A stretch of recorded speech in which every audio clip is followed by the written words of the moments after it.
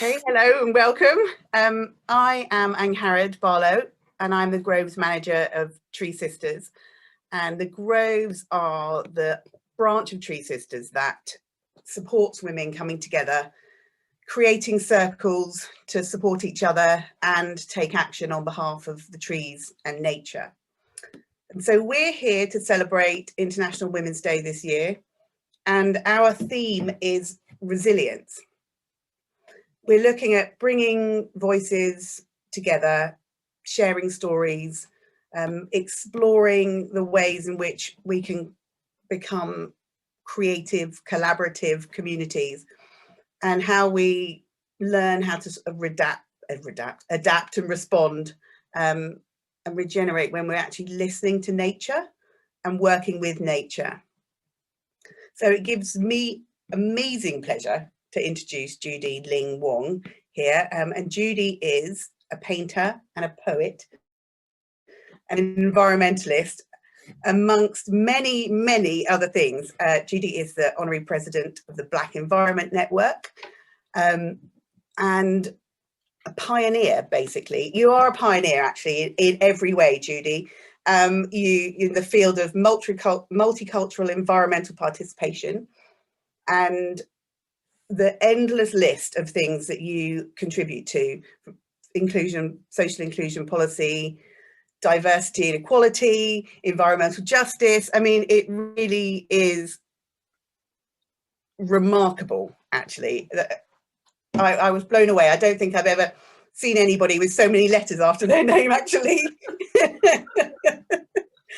Yeah, and I just think you are just really one of the most inspiring women, and the fact that pioneer spirit that you have, and you just looking at your life's work. I mean, the fact that you were even everything you do, the first woman in the history of China, you know, to be master of all the three arts. I mean, it's just like everything that you do is really remarkable. So I'm really honoured to be here and to share this time with you and with everyone in our network. So thank you. And I would like to invite you to tell us a little bit about what you do and your amazing skills. Well, as you said, I'm a poet, painter, and environmentalist, but I'm best known as the Honorary President of Black Environment Network. And the work of Ben has been remarkable because it broke new ground, not only for ethnic minorities, but for the mainstream. We transformed the way the environmental sector actually works in this country, in the UK. In 1987, which is a long time ago, you know, when we first started and we approached them as a small group of people and said that we're from the ethnic minorities and we wish to be integrated into the mainstream environmental sector. They sort of just looked at us. This is so long ago, Angharad, that in those days, nature conservation was pure nature conservation. So that if you were not a person who was already converted and want to work for nature and all that and become a volunteer, well, the nature conservation sector was not interested in you. They were not interested in people at all. They were interested in people as a workforce for nature, those who love nature, who wanted to work for it. So if you were a white person and you were not interested in nature, they were not interested in you either. So it wasn't even a matter of whether you were an ethnic minority or not. So when we came as a group and started talking about people, they found it really strange, you know. What's all this about people needing this and that, and people who could benefit from nature and so on? These were all new ideas. And we brought this idea that we were also going to make a contribution that was unique to culture. That was something they couldn't understand either. They thought, oh, well, then if you want to join us and so on, you're going to come in and do the things exactly the way we do. But we brought all sorts of ideas that came to influence the environmental sector. You know, the environmental sector always talks about how it is very white and middle class, and it still is after all this time. and people complain about it. But I always start by thanking the white middle class and observe how they came to start the environmental movement. People forget how young the movement is. It only started in the 70s, you know, and without the middle classes, we would have no environmental movement at all. So it's great that they started. But what was it about their lives that made them do this? Over 30 years, I have refined community participation. I can collapse the entire process into 2 short phrases. We love what we enjoy, and we protect what we love. It's a human process. Yeah. And within the middle class life, they have everything. They grow up in gardens, they take their children into countryside, take them by the hand and lovingly walk through the woodlands and so on. Before you know it, these children and themselves, they love nature. And what happens when someone comes to you and say, hey, what you love is being destroyed? You come up fighting for it. Now, in these 2 phrases are also contained what is not happening. Because if you have no gardens, you never see any nature or countryside, and so how can you come to love it? How can you make a contribution? And we also awakened the fact as we went on that it wasn't just ethnic minorities, it was the poor white working class in council estates. There's many disadvantaged groups with different barriers and so on.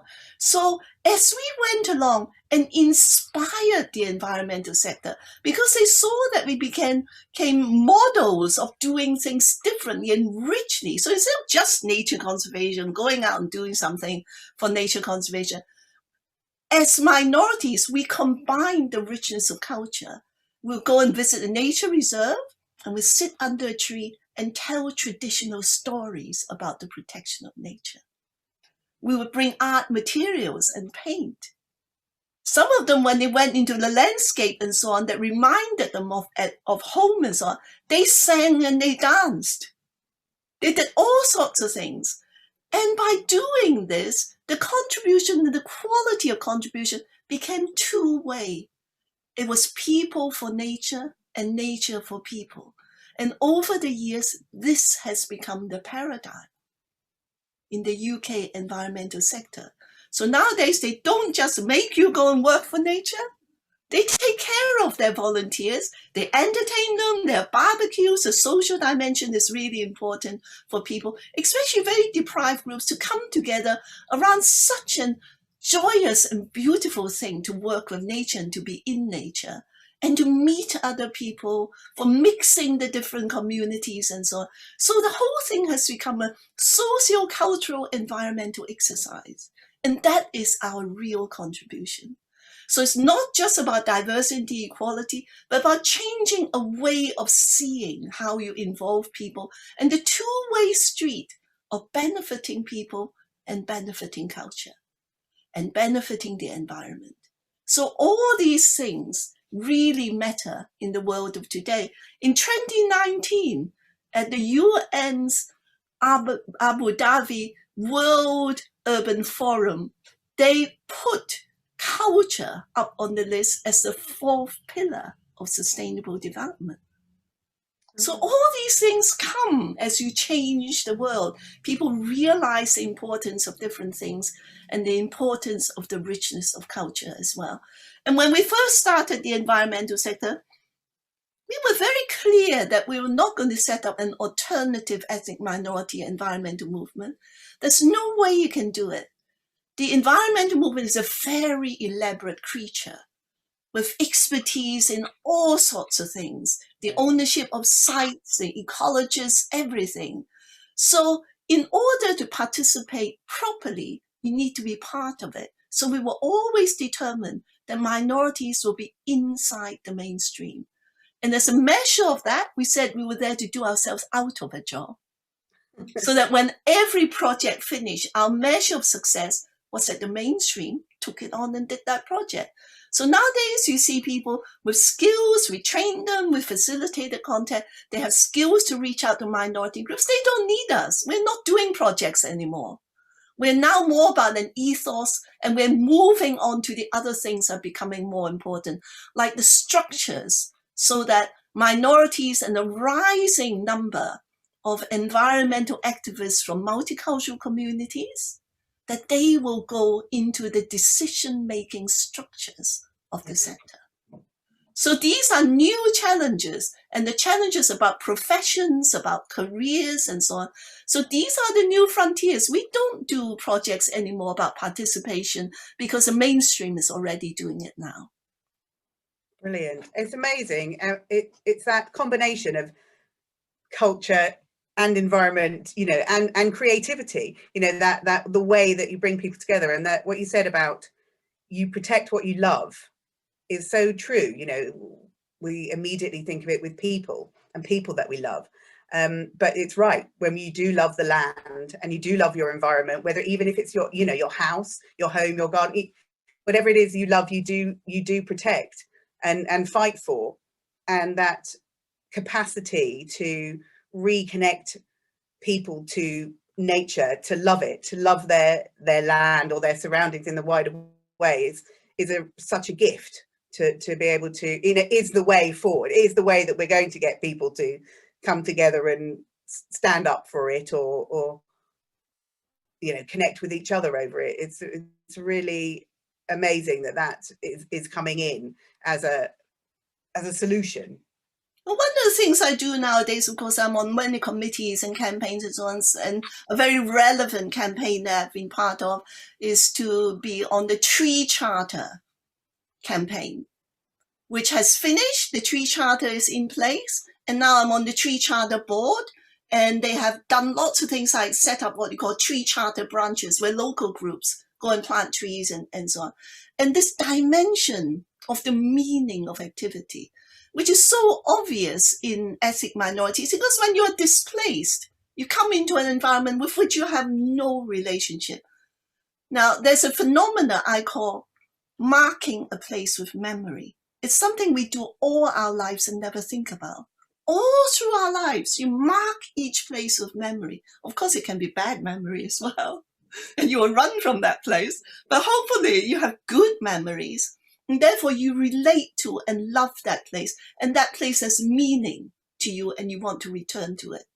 Well, planting trees is the same.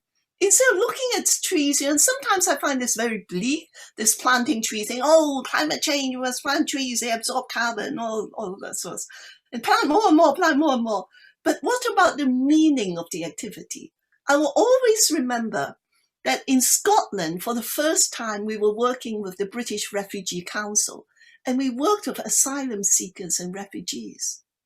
And the first thing we did was enable them to see things and enjoy themselves. We took them to all sorts of free workshops, like at the Edinburgh Botanic Gardens, especially if you have small children with you. And so they had this wonderful workshop where Ian Edwards had this brilliant idea. He says, oh, the gardens are full of all these amazing plants and so on.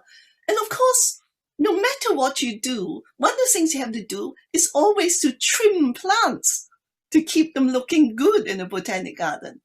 Now, he came up with the idea, they know all about the plants, what is poisonous, what's not, and all that. And these amazing leaves. So every week on a certain day, they would go and gather the best leaves that they trim, and they have a hat making workshop. So they come together, and there are things like, you know, things to make holes so you can put strings through and all this clip things together. But all these children and adults who end up with these amazing hats, contact with nature in a new way, you know. Absolutely. And those are the things that you remember.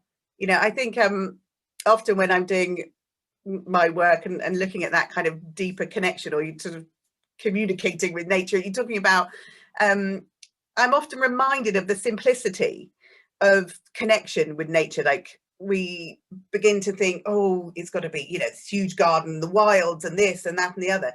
And actually, it's just as simple as a leaf.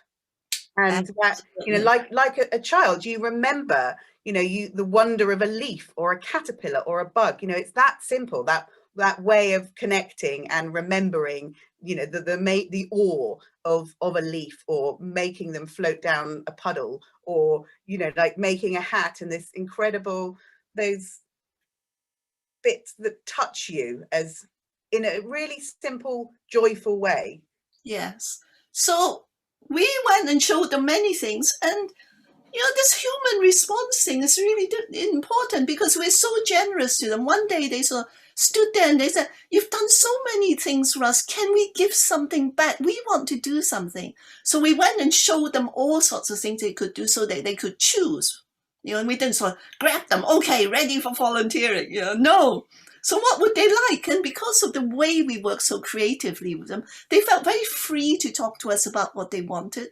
So this group came and said, "We would like to plant trees." But instead of just planting trees, what we would like is that each of us is going to design a ceremony of our own. It can be individual or religious, but it is to commemorate someone that had left behind or someone who has died.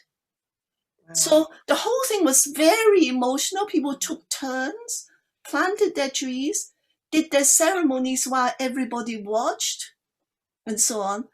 And after I went away from this, I thought to myself, my goodness, they created a war memorial of contemporary unrest in the world, Yeah. And this is the height of meaning. But there are many meanings. People plant trees for the birthdays of their children, all kinds of things. So the idea of meaning and community and so on are terrific driving force. Not just the goody-goody of planting many trees and so on, but the communal driving force where your emotion and your love for nature and your love for people make you not only just plant the tree, and as you know, in the UK, we planted so many trees over the years. If only we took care of them, we would be absolutely covered in trees. Yes. But it is the maintenance, the going back to take care of them, and so on, that's not quite in place. And now, as I said, the importance of that relationship, I want to go back to that tree. How do you engender meaning in that act of planting in such a way that you want to go back, take the trouble, and maintain the tree as well? Yes, you're right. Yes, you're right. That ceremony. I mean, that's beautiful. The ceremony that they did, and that really deep emotional connection that you then get, and the wanting to go back. The fact that you create trees as part of your community, people and trees is coming together. We all want to go back and tend it, look after them, see how they grow, is such an important piece. Community is going to be our solution going forward. Everything, our systems are incredibly broken, and grassroots people coming together, planting, it is the way forward as far as I can see. And the continuing care, I think the care that we would then give each other, and that we would then give the trees, they're the same, they come in the same package. And it's a really something to think about, actually. I'm think about it more of like how do we really put that emotional care piece in. Well, people have done many things. There's an organization, very imaginative organization called Common Ground. And they reminded people, they say, you got Christmas, you got Easter, you got all sorts of celebratory days in the calendar and so on. And they say to you, do you remember that once upon a time, someone made that festival for the first time? Why don't you create your own festival? It can be very local. It can be even within a few streets. You can declare a day as your day in which you do something memorable and repeat it. Like if you have no street trees and you plant street trees in your little street and so on, and you declare the day for commemoration. But when you first planted these trees, for example, especially for small children, if each family just held hands and danced around that tree, they will always remember. There are many simple things we can do that really allow us to mark the place with memory. Yeah. Yes. I think for one of my first real memories of really ongoing relationship with the tree was as a teenager, planting them with my friends, and one each. and we do go back every year. Ah. We take the children now, and it's a really beautiful thing to make those memories. And trees, the trees are a really fantastic way of doing that. Yeah, and all sorts of things that we need to do, like sitting down. Another project they did was called Parish Maps. People are fascinated by maps because, for one thing, it makes you look much harder if you don't just go and download the map, but you had to draw it. So you draw your neighborhood. So you need to go and walk around, and on your map you mark there is an empty street corner here. There's a shop there, and then you reimagine. You put little flags on your map, and you reimagine what can our neighborhood be like. And you can, for example, find a place where a tree can grow really big.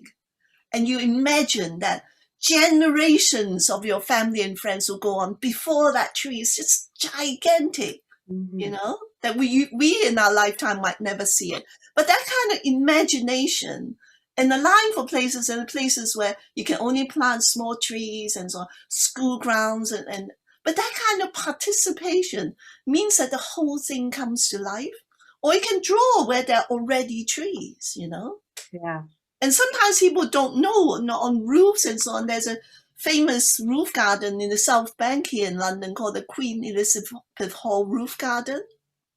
And the Eden Project was part of the partners, and Thrive was one of the partners too, that put it into place and so on, because they had all the technical knowledge about planting and so on. They reminded people, this is a roof garden. And then for small trees, they will grow very well in only 9 inches of soil. Wow. All they did was put down waterproof matting. They built a surround of logs. There was the 9 inches, and they grew small trees and wildflowers, and everyone absolutely loved that garden. It's always full of people in the evening in summer. So that kind of knowledge about how you can do things. But the 9 inches of soil, of course, it means you always have to water it. Yes. But it means that you can do things like, even on a council estate, do you have to dig up the concrete? No. If you water it, 9 inches of soil, you can grow trees. It's amazing. Yeah. Really amazing. Yeah. Yeah, it's really I mean, I live rurally, so I am involved in community projects around tree planting and that, but it's not quite the same as I imagine in an urban environment. I mean, actually, as you were talking, it was really inspiring. My brain was thinking about, so I work often with kids and in school doing environmental projects, and thinking about how that mapping, that knowing your landscape, that walking around and drawing the maps and seeing the spaces, and that reimagining that you're talking about was really a powerful interactive piece that it's my imagination is thinking of all the ways in which you could do that, whether it's trees and wildflowers, and there's even the smallest space is available. Yes. For yes, growing. and then the idea of forest and woodland. I was talking to Adam at the Woodland Trust about this, because, as you know, many of the cities in Britain have what you call urban forests. So they take aerial photographs and they see where the canopies are and everything. And London has the largest urban forest in the world. But urban forest is sort of obsessed with canopy. Whereas I said to Adam, what if we reimagine the urban forest to be much richer like forests? That there are things underneath them. For example, some imaginative boroughs. I live in Lambeth, and it is a rather wild and imaginative borough. And in some streets, the council has allowed people, when you walk along the street and there are trees, on the pavement, you never sort of walk in between the trees. You walk on the pavement alongside the tree. So that bit in between the tree pavement is never walked on.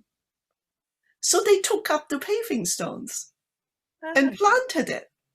Now that's the beginning of the idea of a true urban forest with stuff besides trees. And you think all that wasted space, you never walk on it because you don't walk zigzag like that in between trees. You walk alongside them, and there's a tree on this side, and all in between the paving stones, I never walked on.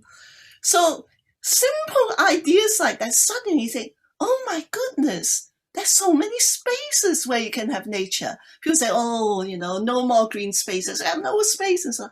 I said, look, you need to look much more imaginatively. There are many places with bollards where every bollard should be either a flower bed or a tree.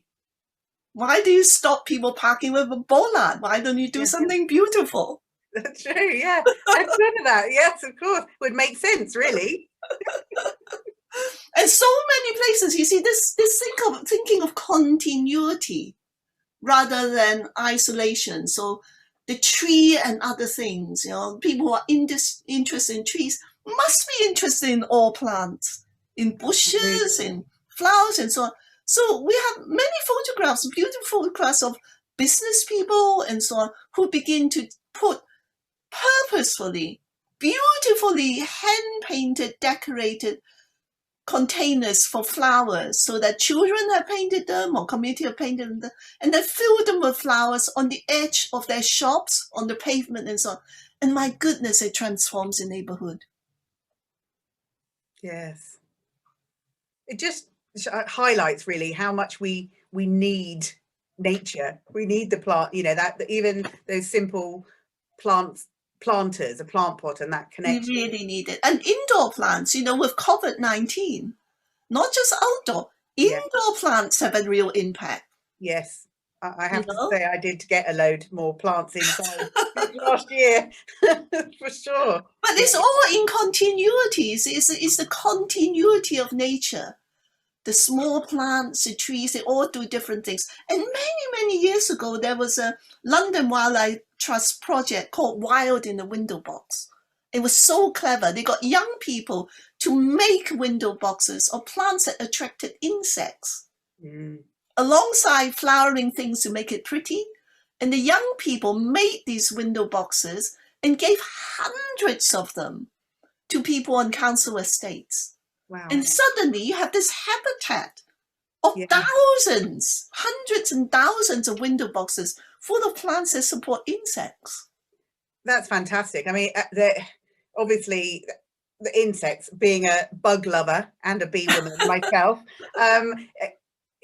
it's so important and so simple that creating those small habitats for insects. I worked with a project, and there's a few actually, you probably know of them throughout the country, beelines, where you can plant your pot, your garden, your little patch, wherever, and then log your container on to create a map so that we can start creating these insect corridors, particularly through urban areas where, so that species can go from pot to pot. And that is enough to start. People think we need this vast swathes, and yes, that we do need those, but in order to create this kind of forest floor and this biodynamic network back in the country, we need every pot, every planter, every corner, to create these sort of pathways and webs of which life can start moving again. Yes, and the whole thing of seed planting or collecting acorns for trees and so on. Children can plant and nurture trees in a little pot that they can then give away to people where there's a place to plant them and so on. But it's magic, for a child to see, for example, onion seeds. When you put them in your hand, it's like dust that actually becomes an onion. I mean, it's pure magic for a child to see something sort of pop up out of the soil and all this sort of stuff. So this kind of continuity is so important. And, in Britain, we classify villages and so on as urban because some villages can be very urban, and 80% of our population lives in urban areas in the UK. So the continuity of urban and rural and the relationship between urban and rural is a very, very important contemporary question as well. So where the trees are, how we make continuity, how we visualize our countryside and so on. All of this is really important. Yes, I think we don't realize that, just how many of us live in these urban areas. I think when you don't live in a city or a big town, I think it's easy, like I don't, it's easy to forget that the importance of these kind of interconnections, of this, like you're saying, this continuity, you know, that you see. I find when you go on the train and you're traveling through, and that's when you get to see the kind of broken up parcels of land. Right, and that yeah, I think it's. And then I think one of the things, going back to culture and so on, and why I find it so interesting and so, you know, there are cultural solutions to the longing for wilderness. Yeah. You know, bonsai, the little so-called stunted trees or whatever you call them in a little pot. When the Chinese first saw them in wild, very savage sort of environments and landscapes, like you might have seen these cliffs that rise up hundreds of feet and so on. And you see clinging on the cliff, these tiny little plants in the crevices, struggling to survive. And yet they're so strong that they do survive. And they mimic the large trees that they would have grown into in favorable conditions. But when the Chinese saw these little trees, they were very inspired. Firstly, they're a symbol of being really wild. And then they're also a symbol of the nobility of struggling for life. Mm. So they wanted to do this in little pots, and they connected them to wildness. Wow, that's really. So your little landscapes of trees, they put rocks, they put all sorts of things, and twisted and all that because of the struggle. So the connection to wildness in a little pot was one of the ideas behind it. Wow, that's really beautiful. It's a really beautiful story. I didn't know that. Yeah, I mean, I've seen the images of them, you know, these incredibly resilient trees on these cliffs and in these extraordinary places. But yes, that wildness in a pot. But many of these cultural stories, part of the richness of the environmental sector in a way has come from the work of Ben, because when they woke up to the fact of what we are about, they also copied our projects and began to work with all kinds of disadvantaged groups besides minorities. So it began to work with white working class, with people who had disabilities and all sorts of things. And they use our method because they apply to everybody. And the way we made projects much more interesting than just about nature is nature and people all the time. And storytelling has been so very much an inspiration as part of it.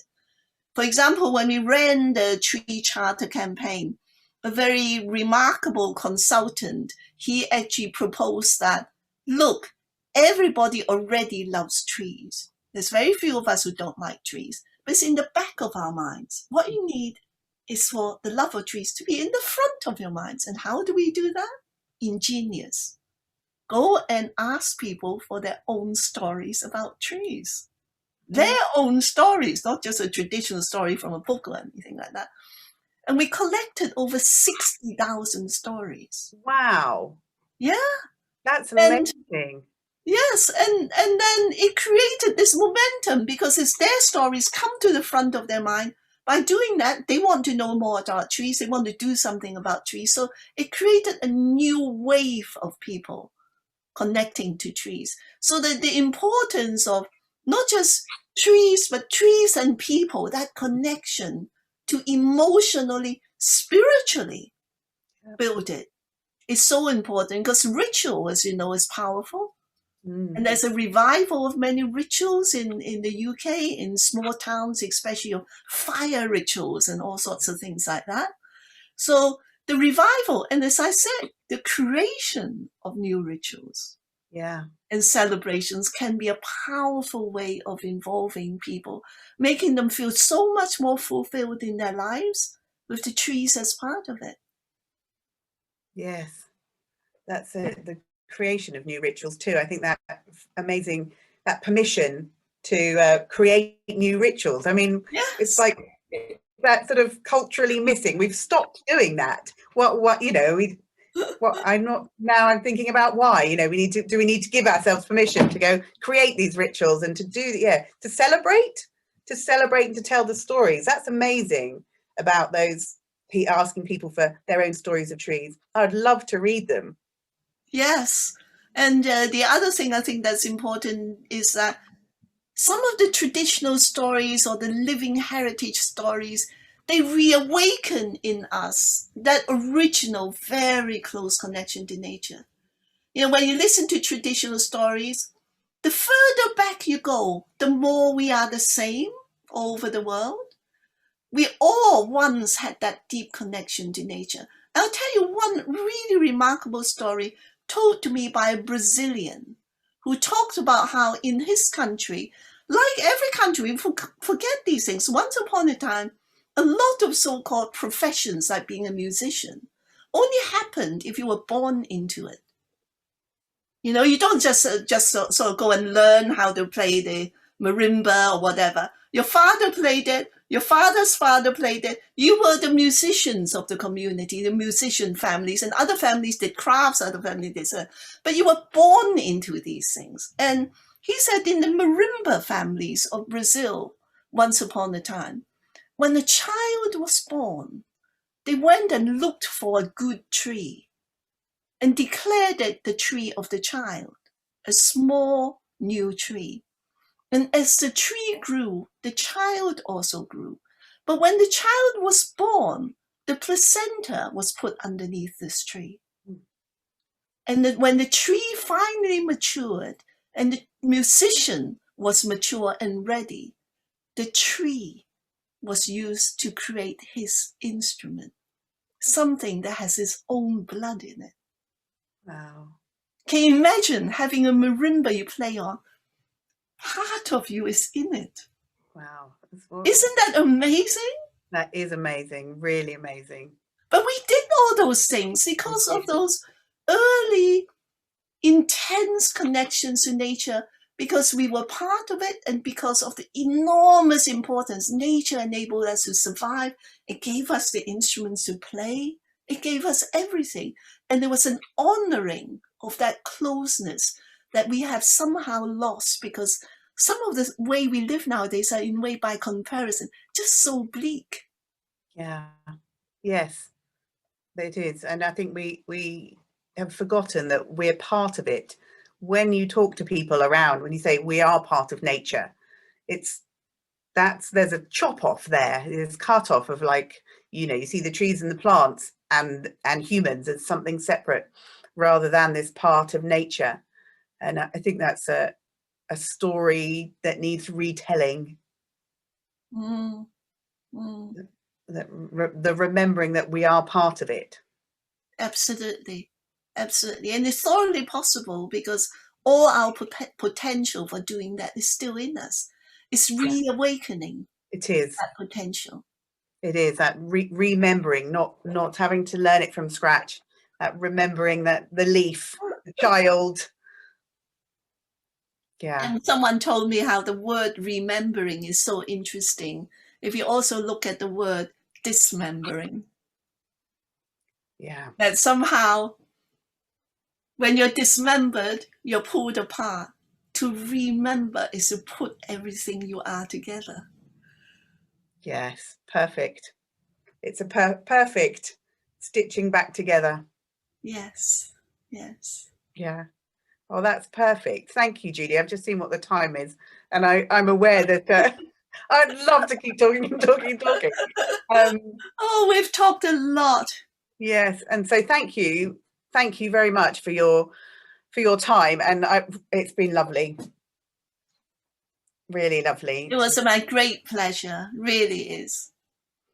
Well, Anna, we'll be seeing you on our network for the 1st of March to celebrate our very first day of celebrating women for 8 days of resilience. So yes. You're our leading lady. And remembering women. Yeah. And all their qualities that we have to give. There's more to come. Absolutely. We're just getting going. It's great. And following in your amazing footsteps. Oh, there's plenty of talent around. I look forward to the young taking over the world with their enthusiasm. Yeah, absolutely. All right. Thank you very much. Thank you. See you.